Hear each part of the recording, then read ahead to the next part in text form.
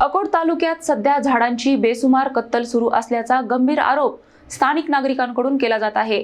रस्त्यालगत आणि जंगलातील जिवंत वृक्ष तोडले जात असताना प्रशासन मात्र बघ्याची भूमिका घेत असल्याचा संताप व्यक्त केला जात आहे। अकोट तालुक्यात सध्या वृक्षतोडीचा अक्षरशः उच्छाद सुरू असल्याचे चित्र समोर येत आहे। रस्त्यालगत उभे असलेले सावली देणारे मोठे वृक्ष दिवसाढवळ्या तोडले जात असल्याचा आरोप स्थानिक नागरिकांकडून केला जात आहे। उन्हाळ्याचे दिवस सुरू झाल्याने रस्त्याने प्रवास करणारे प्रवासी, शेतकरी आणि विद्यार्थ्यांना सावलीची मोठी गरज असते। मात्र काही स्वार्थी लोक स्वतःच्या फायद्यांसाठी या जिवंत झाडांची कत्तल करत असल्याचा आरोप नागरिक करत आहेत। आश्चर्याची बाब म्हणजे हा प्रकार सार्वजनिक बांधकाम विभाग आणि वन विभागाच्या नाकाखाली सुरू असल्याचे स्थानिकांचे म्हणणे आहे। पर्यावरणाचे संरक्षण करण्याची जबाबदारी असलेल्या विभागांनी जर याकडे दुर्लक्ष केले तर ही बाब अत्यंत गंभीर असल्याची प्रतिक्रिया नागरिक व्यक्त करत आहेत। दरम्यान या वृक्षतोडी मागे नेमके कोणाचे संरक्षण आहे असा सवालही उपस्थित केला जात आहे। स्थानिक नागरिकांनी या संपूर्ण प्रकरणाची चौकशी करून दोषींवर कठोर कारवाई करण्याची मागणी केली जात आहे।